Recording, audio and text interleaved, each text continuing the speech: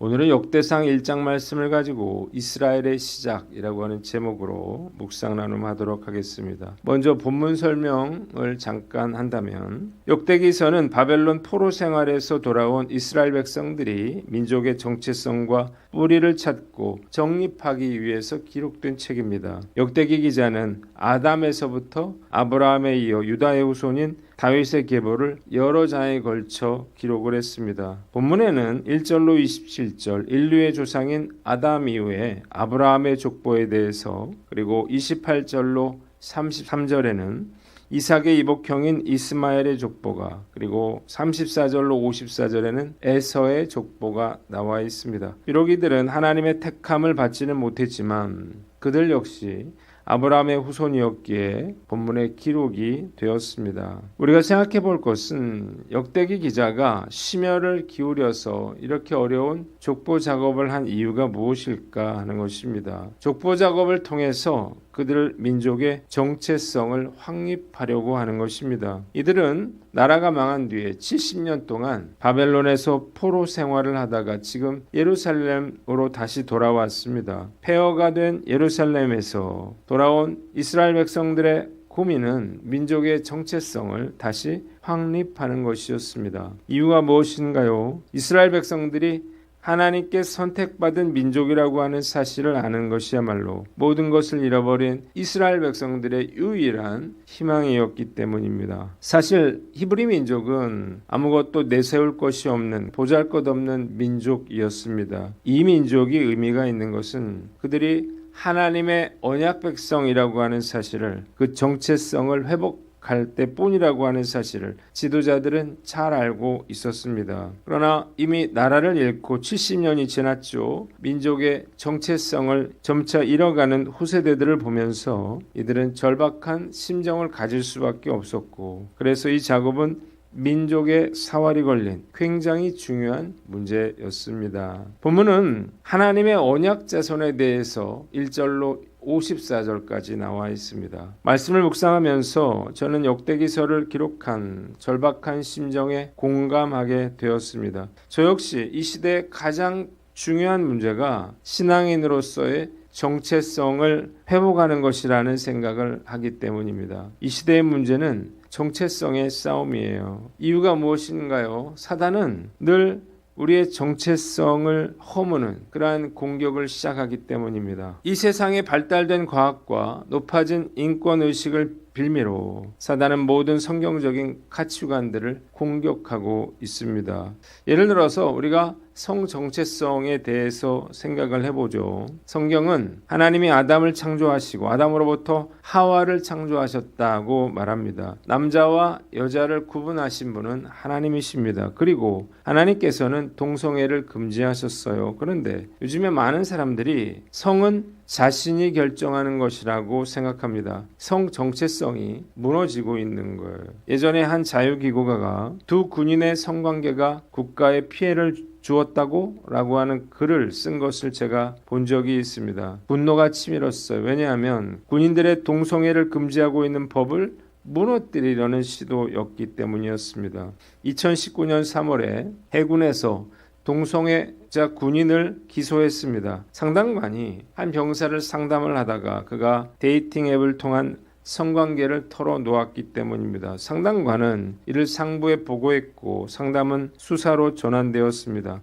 해군은 이 병사의 휴대전화를 빼앗아서 그와 성관계를 맺은 군인들을 색출했습니다. 왜냐하면 군형법 92조 6항에 군인으로 규정된 사람에 대하여 학문성교나 그 밖에 추행을 한 사람은 2년 이하의 징역에 처한다라고 되어 있기 때문입니다. 그의 글의 논리는 이래요. 두 군인의 합의하의 성관계가 과연 얼마나 국가에 피해를 주었느냐는 거예요. 군영 내에서 한 행동도 아니고 개인 시간에 합의하에 성관계가 성군기를 얼마나 무너뜨리느냐는 것입니다. 피해자가 없는 행위를 과연 형사처벌할 수 있느냐는 거예요. 그러면서 당신이 군형법 92조 6항이 있어야 하는 것 아닌가라는 생각이 든다면 당신의 마음속 잣대가 소수자에 대한 혐오로 흐려진 것이라면서 군형법 92조 6항을 폐지하는 것은 국가에 맞서 국민 기본권을 지키기 위한 우리의 싸움이 되어야 한다고 말을 했습니다. 여러분 한번 동성애가 허락된 군대를 상상해 보십시오. 군대는 상명하복의 조직이에요. 군인들의 동성애가 합법화된다 그러면 많은 사람들이 피해를 보게 될 것입니다. 이들은 동성애 금지를 소수자에 대한 차별이고 권리를 빼앗는 것이라고 하는 논리를 펴는데 죄 짓는 것이 왜 권리인가, 왜 보호해 주어야 하는 것인지를 알지 못하겠습니다. 요즘 인권 의식에는 참 문제가 있죠. 가해자의 인권은 보호하면서 피해자의 인권은 무시한다는 것입니다. 나를 누구라고 생각하느냐라고 하는 정체성은 매우 중요한 문제입니다. 왜냐하면 사람은 생각대로 행동하기 때문입니다. 남자가요, 자신을 여자라고 생각하면 여자처럼 행동하는 것입니다. 여자 옷을 입고 머리를 하고 화장을 하고 여자처럼 말합니다. 겉으로 보면 영락 없는 여자예요. 반대로 여자가 자신을 남자로 생각하면 남자처럼 말하고 행동하는 거예요. 왜 정체성이 중요한지를 보여주는 거죠. 반면에 내가 하나님의 자녀라고 하는 정체성을 가지면 하나님의 자녀답게 살게 됩니다. 하나님을 기쁘시게 하는 일을 하려고 하고 하나님이 싫어하시는 일은 하지 않게 되는 거예요. 요즘 그 어느 때보다 대한민국이 성적으로 타락했습니다. 우리나라 이혼율이 40% 가까이 돼가고 있는데 가장 많은 이혼 사유는 바로 불륜입니다. 정말 많은 가정들이 불륜으로 깨어지고 있습니다. 더 큰 문제는 그래서 차라리 결혼을 하지 않겠다는 젊은이들이 점점 늘어가고 있다는 거예요. 이로 인한 출산율 저하는 엄청난 재앙을 예고하고 있습니다. 전 세계에서 이혼율이 가장 낮은 민족은 어느 민족일까요? 바로 유대 민족입니다. 이유가 무엇입니까? 율법 때문이에요. 율법은 간음을 금하고 이혼을 금합니다. 이걸 어렸을 때부터 철저하게 가르치는 거예요. 유대인들은 남자에게 아내가 없으면 행복해지지 않고 하나님으로부터 축복도 없고 선행도 쌓이지 않는다고 믿습니다. 그러니까 당연히 결혼하지 않으면 인간으로서의 의무를 다하지 않는 거라 생각합니다. 유대인들은 결혼을 할 때 신랑이 케투바라고 하는 혼인서약서를 큰 소리로 낭독한다 그래요. 유대율법에 따라 남편으로서 아내를 지키고 사랑하겠으며 재산의 대부분은 아내 것이라고 하는 결혼 서약서입니다. 케투바의 내용 중에 특이한 것은 이혼을 하는 경우에 아내에게 줄 위자료까지 명시한다는 것입니다. 혼수를 포함하여 아내가 가져온 재산 및 아내에게 줄 위자료까지 세세하게 기록을 해놨습니다. 이렇게 한 이유가 무엇인가요? 쉽게 이혼하지 못하도록 하려는 것입니다. 만일 남편이 아내와 이혼하거나 아내를 내쫓으려면 결혼서약서에 명시되어 있는 금액을 아내에게 주어야만 하기 때문이에요. 케투바는 수천 년 동안 결혼한 여자의 권리를 보호하고 가정을 지키는 강력한 수단이 되었습니다. 뿐만 아니라 아내의 동의가 없이는 일방적으로 이혼을 할 수가 없습니다. 유대인들이 가정을 중요하게 여기는 또 다른 이유가 있는데 가정을 이루고 자녀를 낳아 기르는 것이 하나님에 대한 의무를 다하는 것이라고 생각하기 때문입니다. 탈무드에는 사람이 죽어 하늘의 심판대에 올라가면 하나님이 내가 이 땅에 사는 동안 아이를 낳는데 힘썼는가? 라고 하는 질문을 받게 된다는 거예요. 또 탈무드에 이런 이야기도 있습니다. 남편은 아내를 울려서는 안 되며 하나님은 아내의 눈물 한 방울 한 방울을 세고 있다는 거예요. 그들은 결혼해서 자녀에게 유대교의 신앙과 가치관을 전하는 일이 신의 일이라 생각하여 아이들에게 좋은 부모가 되기 위해서 최대한 노력을 합니다. 그래서 유대인들은 다른 신앙이나 자녀 교육관을 가지고 있는 사람과는 결혼하지 않습니다. 토라와 탈무드의 종교 계율을 실천하며 살아야 하는 유대교의 특성상 가치관이 서로 다르면 맞추어 살기가 어렵기 때문이에요.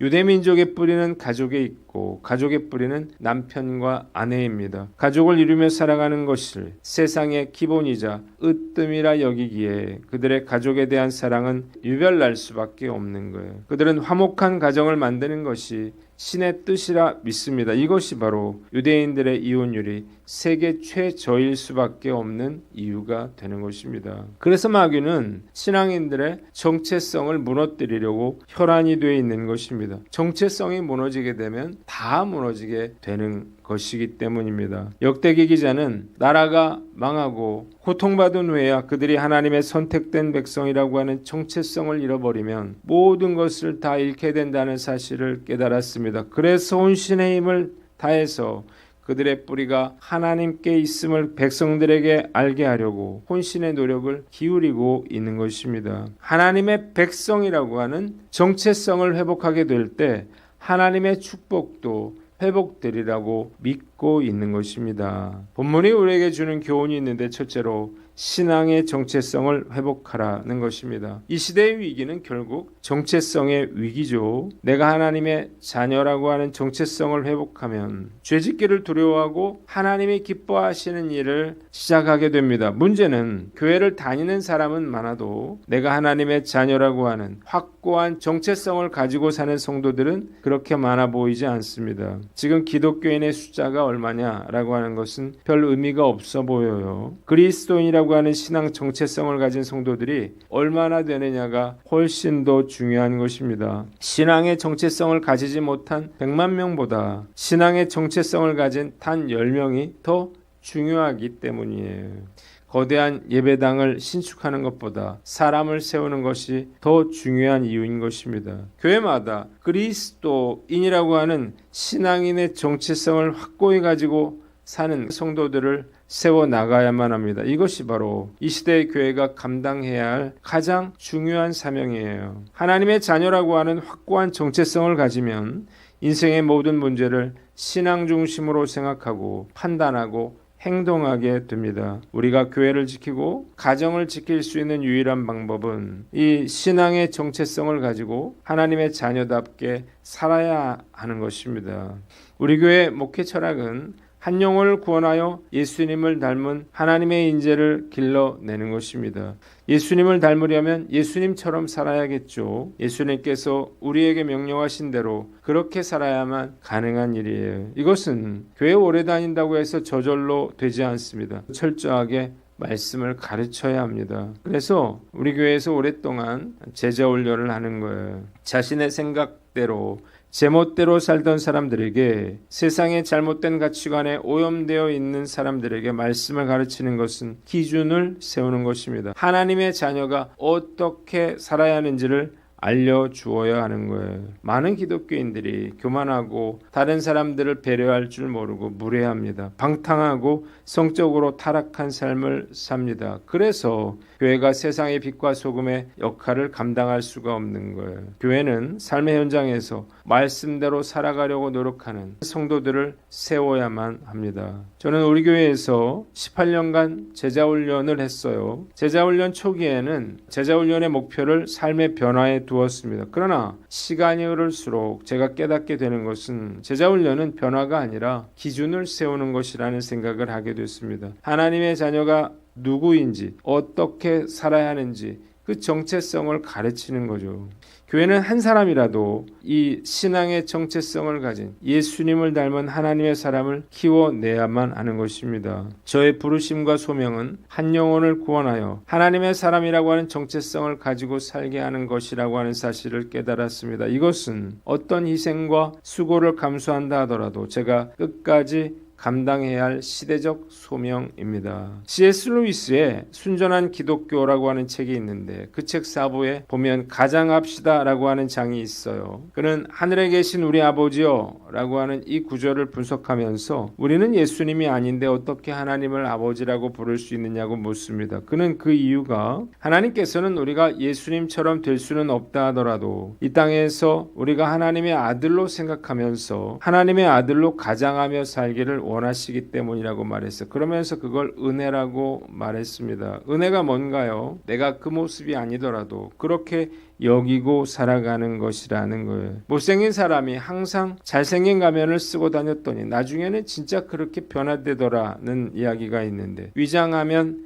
위장이 현실이 될 수 있습니다. 스스로 못생겼다고 생각하는 사람과 스스로 예쁘다고 생각하는 사람이 있어요. 그런데 사실 이것은 매우 주관적이죠. 너무 예쁜데 스스로 못생겼다고 생각하는 사람들도 있고, 반대로 예쁘지 않은데 스스로 예쁘다고 생각하는 사람도 있습니다. 그러나 분명한 것은 스스로 예쁘다고 생각하면서 자신을 가꾸는 사람이 훨씬 더 예뻐 보이더라는 것입니다. 오늘 말씀 앞에서 과연 나는 하나님의 자녀라고 하는 확고한 정체성을 가지고 살고 있는지 스스로에게 물어봐야 할 것입니다. 지금은 비록 우리가 하나님의 자녀답게 살지는 못하지만 이러한 확고한 정체성을 가질 수만 있다면 언젠가는 진짜 하나님의 자녀답게 살 수 있는 날이 오리라 믿습니다. 저와 함께 말씀을 묵상하시는 모든 성도들이 이 신앙의 정체성을 가지고 거룩하고 순결한 믿음의 사람으로 세워지시기를 주님의 이름으로 축원합니다. 두 번째로 자녀들에게 신앙의 정체성을 심어주라는 것입니다. 요즘 학교가 무너져가고 있죠. 첫째로 공부를 제대로 가르치지 못하고, 둘째로 가치를 가르치지 못합니다. 특히 초등학교 교육이 무너져 내리고 있어요. 인권이라고 하는 미명 아래 선생님들의 교권을 빼앗았기 때문입니다. 지금은 아이들이 말을 듣지 않고 떠들어도 제재할 수가 없습니다. 가장 중요한 게 학생의 인권이기 때문입니다. 떠드는 아이의 인권을 위해서 손해보는 아이들의 권리는 침해당하고 있는 것이 바로 요즘 상황이에요. 그래서 아이들이 공부는 학원에서 따로 배워야 해요. 문제는 가장 중요한 가치인 사랑과 나눔과 섬김과 평화와 같은 이런 가치를 학교에서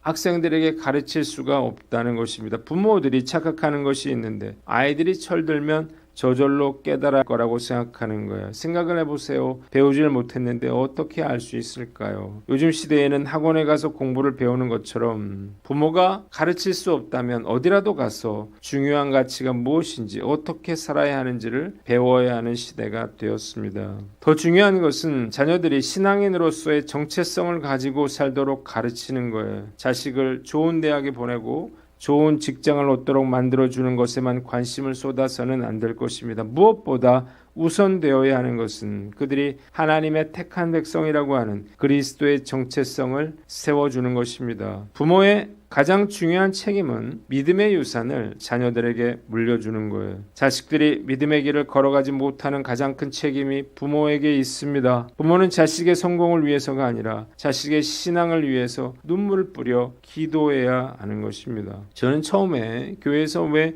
비전스쿨 사역과 도서관 사역을 해야 하는지를 그것에 대한 확신이 없었어요. 그러나 지금은 그 이유를 분명히 알게 되었습니다. 부모와 함께 아이들을 어렸을 때 신앙의 정체성을 가지고 살도록 만들라고 하는 하나님의 뜻을 이루어야 했기 때문입니다. 비전스쿨과 도서관 사역은 아이들의 공부에 도움이 되기 위해서 하는 게 절대 아니죠. 아이들에게 신앙인으로서의 정체성을 세우기 위해서 하는 일이에요. 일주일에 한 번 하는 교회 학교로는 너무나 부족하죠. 만일 우리의 자녀들을 믿음으로 세우지 못한다면 우리 아이들의 인생이 불행해질 뿐만 아니라 불행한 아이를 둔 부모들도 불행해지고 이 아이로 인해서 많은 사람들이 고통받게 될 것입니다.